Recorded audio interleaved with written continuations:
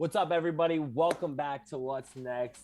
As always, I'm joined here with the founder of the Circle Club, Tyrone, and we're going to be talking to you guys about the season finale of Miss Marvel. What's up, Tyrone? How you doing, my man? Good, good. A lot to discuss, a lot to discuss. We have no time, so let's just jump right into it. Off the bat, my man, Kamala, aka Kamal, is Marvel. We figured that out. That's her name, right? We get Kamala is a mutant. Bruno is 46 hours away going to college. So our theory about him getting smarter, then coming back to help seems to have come true. We got Captain Marvel. Carol Danvers shows up. And then the DODC just in general. So Corey, what was your initial reaction to just this whole episode as a whole?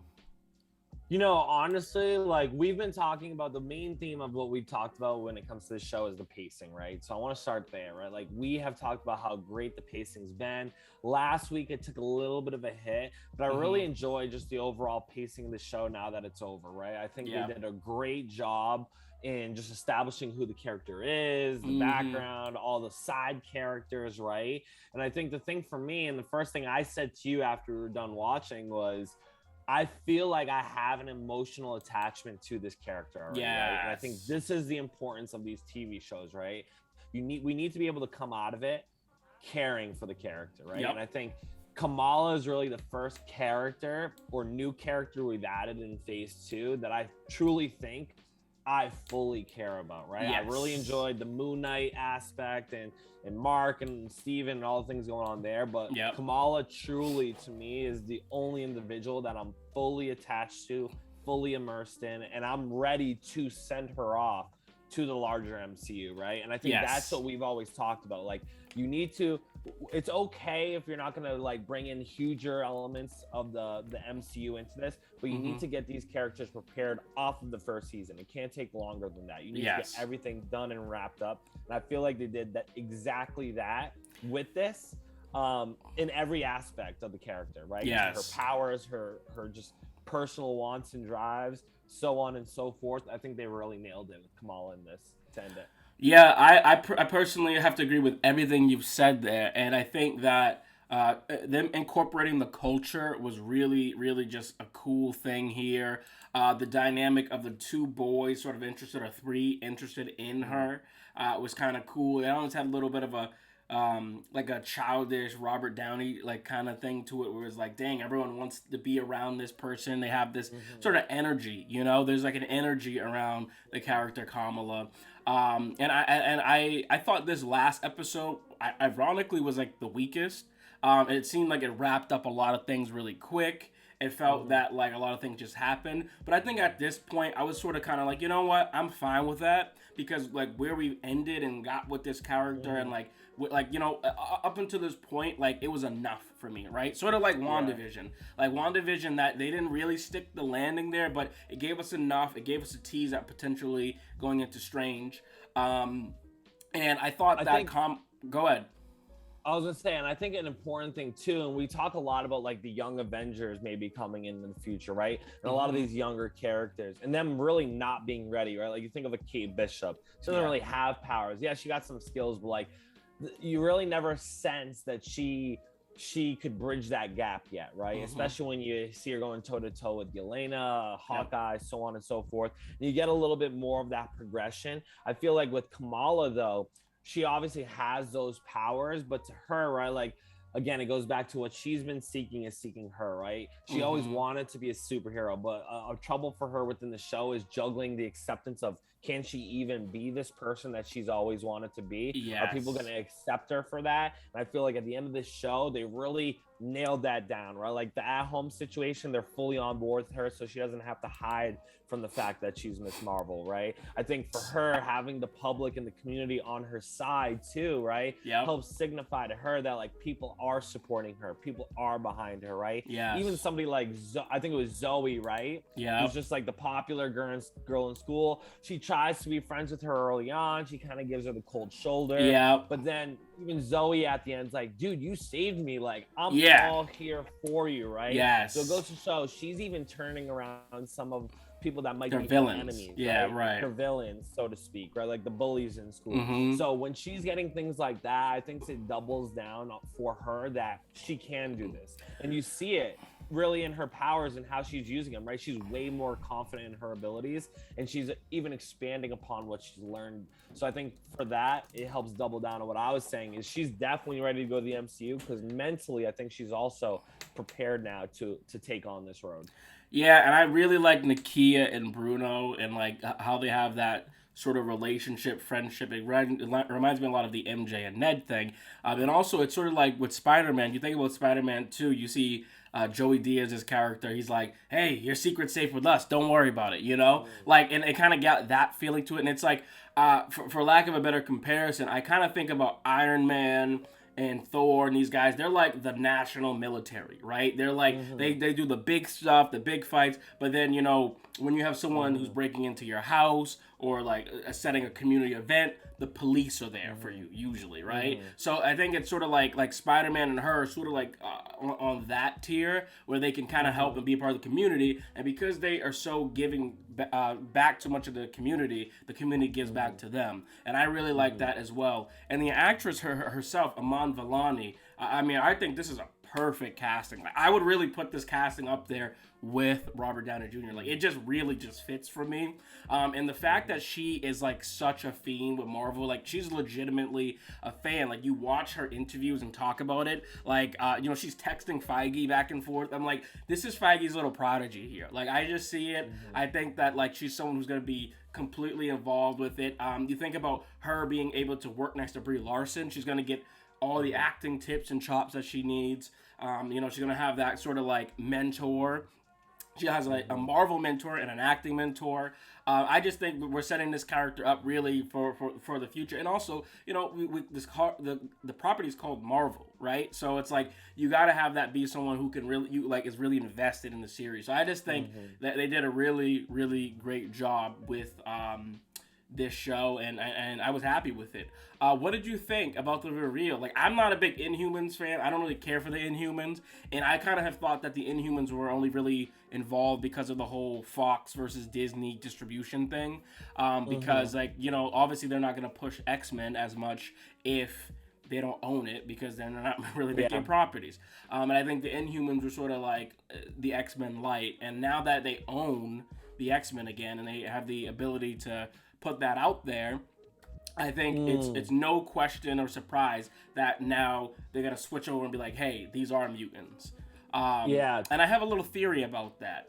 I think that we're gonna get an explanation in X-Men 97.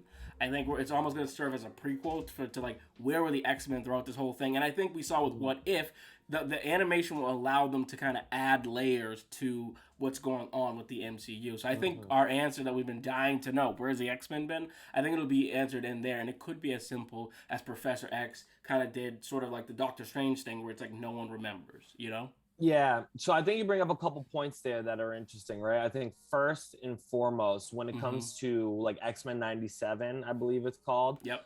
They're definitely going to use that as like a nice baseline for you to get a good understanding on how mutants are going to work within the MCU universe, right? I think it's just that perfect medium with animation that lets you dabble in it, but it also lets you be able to kind of set it aside and say, well, that's just a different universe, or like it's the animated version. It is what it is, right? But it's all still canon.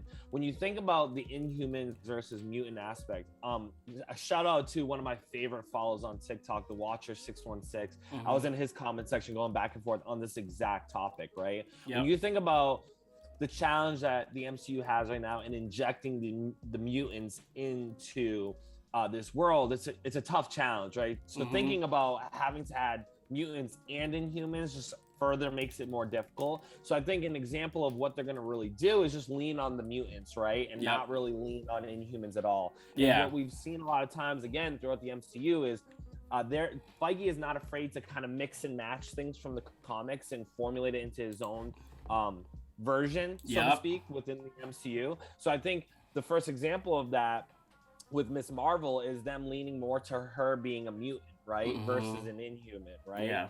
And And by doing that, I think it allows you to start bringing in some of these characters that you want and keeping it a little bit more consistent with the mutants. But a note that I made, right? Because in Doctor Strange the Multiverse of Madness, in the Illuminati, they do refer to Black Bolt as the leader of the Inhumans, right? So they are acknowledging that the Inhumans are still a thing, right? And I think the reason why they do that is it's easier for you to go and get Miss Marvel and change her from an Inhuman to a mutant and shift that around a little bit. But taking the legitimate leader of the Inhumans is difficult to transition him to being a mutant, right? So what I think they did there was intentional, because if you leave Black Bolt as that leader of the Inhumans, you can maybe revisit that later on down the line. I think Marvel and Feige don't really want to touch Inhumans now, and the proof is making Kamala a mutant, but they're never gonna completely eliminate them. Right? So I think what they're going to do is take some of the characters, if they ever want to utilize some Inhumans, and shift them into being a mutant. And I think the simple change from that is literally just, it was always within them, kind of like how they talked about with Kamala, versus Inhumans. It's a little bit different of a scenario that they could leverage later on. But like I talked about in our earlier videos, once you infect these Inhumans with that Terrigen Mist, there's going to be other individuals that are also infected. So how do you explain all those people now, right? And I think the thing with the mutants that we've also talked about is the catalyst of opening up that mutation, right? We talked about with Wanda, where Wanda was a mutant in the comics, right? And the Mind Stone helped unlock her powers that she really had, right? You're thinking about Kamala and how we talked about the Bangle unlocking those powers. So this might be the direction that they're deciding to go with the mutants, and explaining why we haven't seen mutants, right? There might be this need for some type of piece of the equation that's been missing that unlocks that power, and that's how I think they're going to lean on the mutants moving forward in the MCU. Their mutation was always there, but it needed something necessary to make it happen. And I think what I've always leaned on, right, was the snap, right? I've been very adamant that the snap happening twice is going to lead to possibly the reasoning behind why all these mutants end up getting their powers. Right? When you think about these entities, the Infinity Stone, right? So the Mind Stone did it to Wanda, the Bangle did it to Kamala, right? And when you think about Monica Rambeau, she got her powers by passing through the Hex twice, right? So when I lean on that endgame logic and the snap happening twice, the first snap might have been that first instance that really like starts to awaken it a little bit. But then the second one is really the key that ultimately allows people to start seeing their mutant powers happening. And because this is so quickly after Endgame and we're still in the aftermath of Endgame, I think it allows for that transition to say why we're starting to see mutants now, right? And I think it's because beforehand we didn't have the snaps. The snaps are that logical thing, I think, that helps open up way more X-Men, because I still think at the end of the day you can't just have Wolverine, Storm, and all these different mutants from the X-Men getting their powers because of one thing unlocking it for them, right? I think you need something a little bit more widespread, and I think the snap is the justification behind that. Well, we'll have to see if that does come into fruition. But at the end of this episode, before we get out of here, we see Carol Danvers shows up. And if you want to watch a full explain about what happens there and some of our theories behind that, make sure you head over to the Circle Club, where we put the whole video there to explain the ending. But I'm curious to know, what was your first reaction? Just not in the larger MCU implications, but just within Miss Marvel. What was your reaction to this scene, seeing Carol Danvers show up and the bracelet?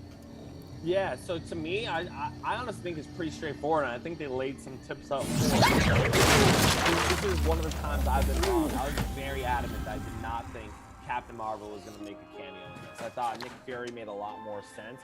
Having seen Captain Marvel and the way they did it, though, and having her really just teleport out of nowhere, I think was the only logical way to get her to cameo in this. So the question more so is, how did she teleport in here, right? And we know it's from the Bangle, because the Bangle started glowing and doing those things. And what do we know about the Bangle, right?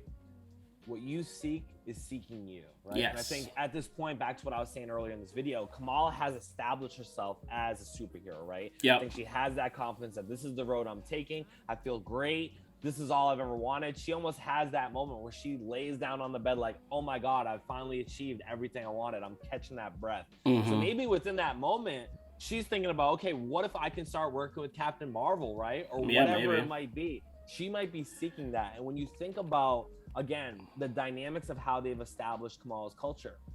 Kamala is a djinn, right? Yeah. What have they clearly associated djinns to within the MCU?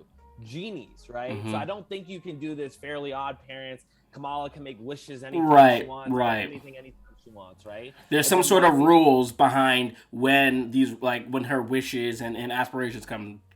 Totally. And I think when you think about the bangle and her going back in time in the last episode, right? There's some of this elements of destiny and preordained actions that are probably occurring, similar to like what we saw with Loki in the Sacred Timeline. There might be some of that aspect here. So what she has been seeking might be to work with Captain Marvel, and because of how the universe is working and how things play out, maybe it is necessary for them to meet up, which obviously we know they have their movie coming out. I think within the Marvels movie, they're going to explain this a little bit further, but I think the root of this is truly some of that aspect to what Kamala is wishing would happen, right? Because that is her hero. That is who she, in theory, now being a superhero, would want to team up with.